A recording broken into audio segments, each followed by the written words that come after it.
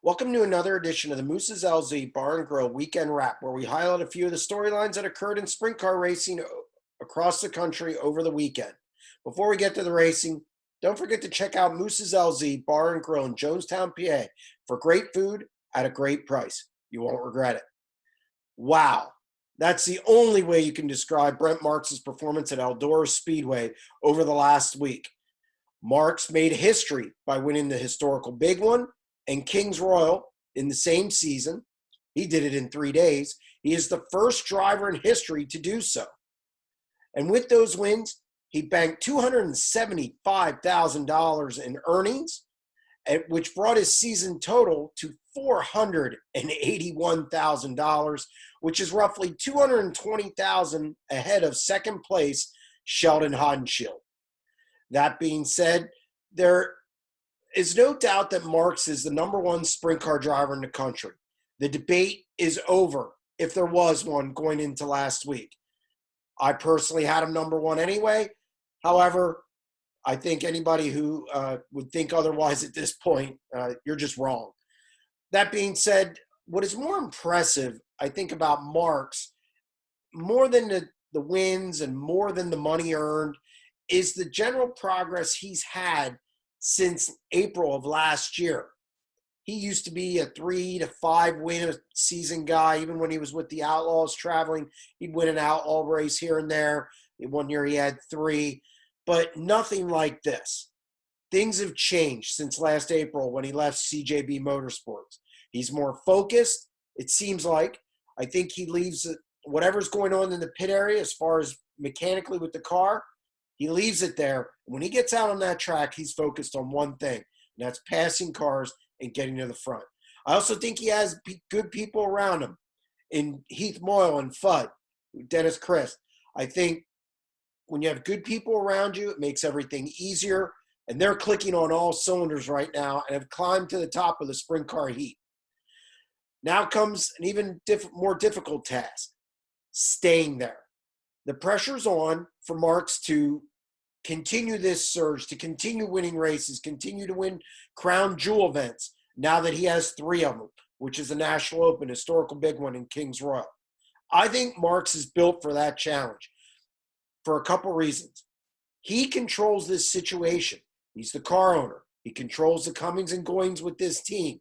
Also, he can pass cars. It doesn't seem to matter where he starts in the field. He's passing cars, evidenced by his run at Lincoln Speedway during Speed Week a couple weeks ago when he charged from, I believe it was 13th to the lead, past Kyle Larson to get the win. So with the control he has over his team, the confidence he has right now, the crew he has right now, the situation, and the fact that he can control that situation, he knows how to win, and I think he's going to be doing it for a very long time. Shifting gears to David Gravel. David Gravel didn't add another crown jewel to his resume. He already has won the Knoxville Nationals and National Open. But he did get a pair of wins last week in the Joker's Wild and the night before the Kings Royal. These are significant because it ended a 25-race winless streak in World of Outlaws competition that went back to Paris Auto Speedway on the California swing.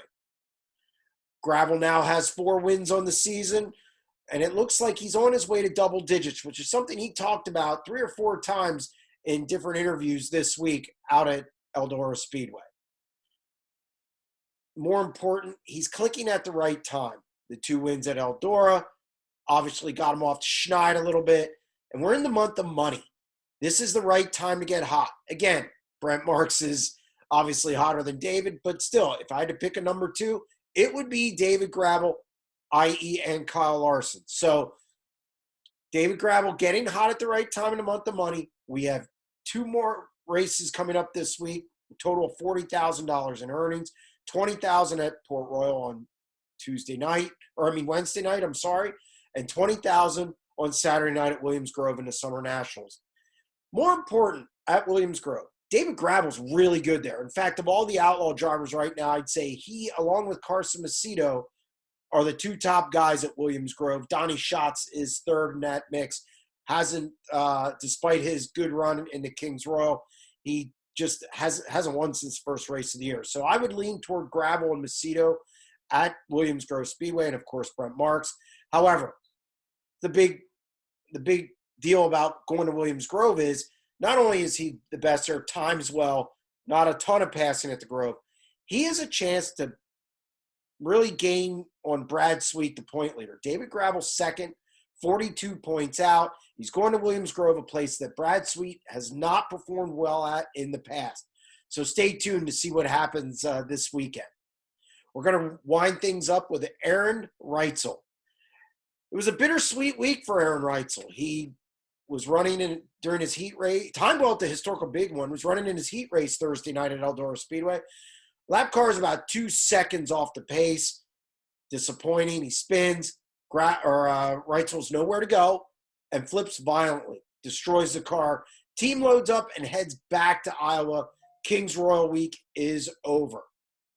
Good part is on Saturday, he went to Knoxville Raceway, and he earned his 4th win of the season at the famed half mile in the 410 sprint car division.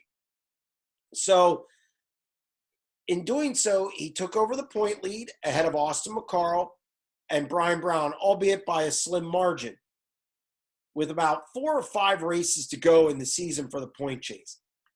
I'm not big on point championships, never really have been, especially in this day and age when they don't pay as well. But Knoxville's significant. Also, something else to consider.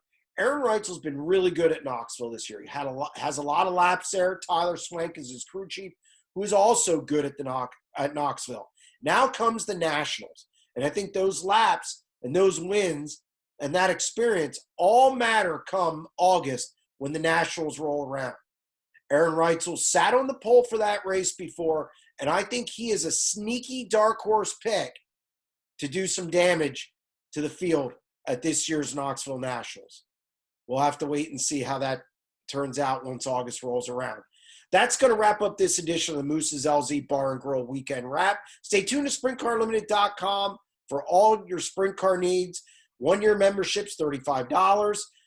6 months is $30. 3 months is $18. We have a weekly podcast. We have plenty of content for the sprint car enthusiast. We'll be back next week with another edition of the Moose's LZ Bar and Grill Weekend Wrap. Stay tuned.